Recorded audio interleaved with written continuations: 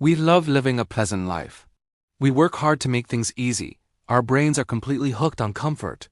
And listen, this isn't some personal weakness. It's a biological command, hardwired into us by thousands of years of evolution. Our ancestors survived by finding safety, saving energy, and avoiding unnecessary risks. That ancient reptilian part of our brain still screams that comfort means survival and discomfort means danger. But here's the problem. In our modern world, we're not running from saber-toothed tigers. We're running from stagnant potential, unfulfilled dreams, and a quiet nagging regret. And that ancient wiring? It's betraying us. We have to face a terrifying but liberating truth. In your comfort zone, you can't grow. You can only degrade. Your comfort zone isn't a safe haven. It's a gilded cage. A beautiful trap. And it is so sneaky because it is decorated with the very things we crave: predictability, low anxiety, and a feeling of control. It's the job that pays the bills but slowly drains your soul.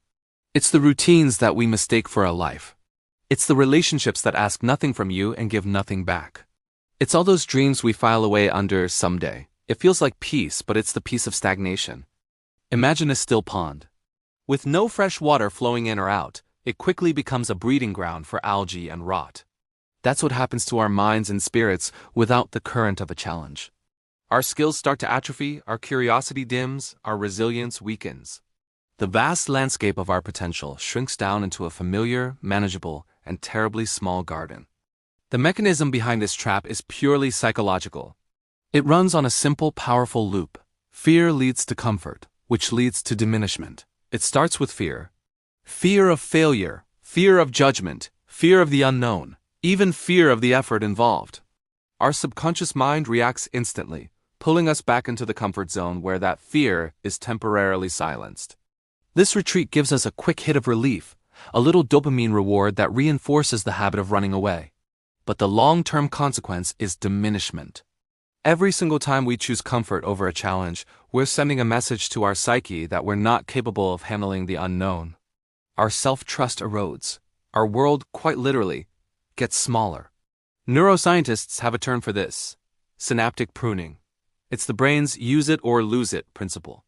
The neural pathways linked to courage, learning, and adaptability get weaker from disuse. Meanwhile, the pathways for avoidance and routine become superhighways. This degradation is slow bit by bit and often invisible until a crisis holds up a mirror to our face.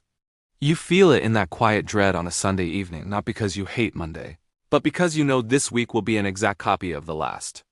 It whispers in the envy you feel when you see someone else living the life you once imagined for yourself.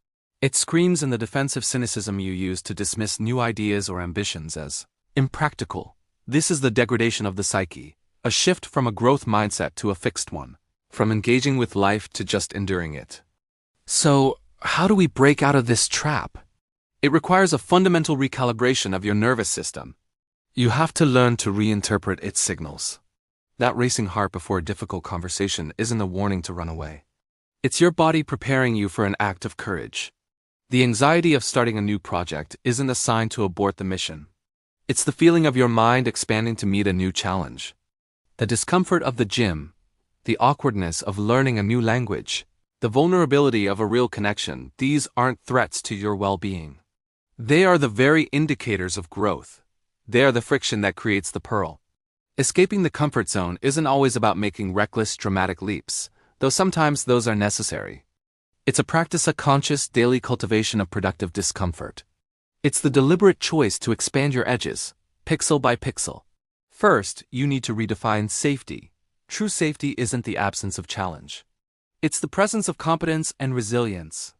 A ship is safest in the harbor, but that's not what ships are for. Your real safety lies in knowing you can handle the storms, not in just avoiding the sea. Start by asking yourself this one question: what small risk would make me feel more capable if I faced it today? Next, seek out the Goldilocks challenge. Growth happens right at the border of your current ability, in that sweet spot of moderate difficulty. A task that's too easy is boring. One that's too hard is paralyzing. Find the thing that makes you stretch, but not snap. It could be making one cold call, going for a 5K run, joining a public speaking club, or even just expressing a contrary opinion in a meeting. Then practice micro-rebellions.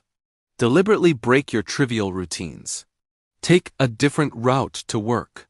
Listen to a genre of music you think you hate and try to find something to appreciate. Order the most unfamiliar dish on the menu. These small acts disrupt your autopilot mode and start rebuilding the neural muscle of adaptability. You also have to normalize failure as data. The comfort zone is a fortress built on the terror of failing. You have to redefine failure not as an identity, I am a failure, but as feedback that approach didn't work. Every attempt, whether it succeeds or not, expands your map of what's possible and teaches you more about your own tenacity. And finally, cultivate a future self narrative. Your present self is always tempted by comfort, but your future self is empowered by growth. When you're faced with a choice, ask yourself, which version of me am I building for? The one who chose the couch, or the one who chose to write the next chapter? Act as the architect of your future self, not as the prisoner of your present feelings. The path out of the gilded cage is the path of aliveness. It's in the stretch, the struggle, that, oh, this is hard moment where you discover who you truly are and what you really made of. That pleasant, easy life we're conditioned to want is a ghost.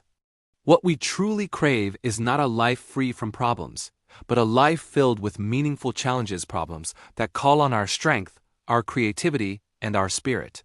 The comfort zone is a cul-de-sac. It promises a dead end with a nice view. Growth, however, lies on the winding, uncertain, and often rugged road. It is on that road that you trade the pleasant numbness of comfort for the vibrant, sometimes painful brilliance of being truly awake. You trade degradation for evolution.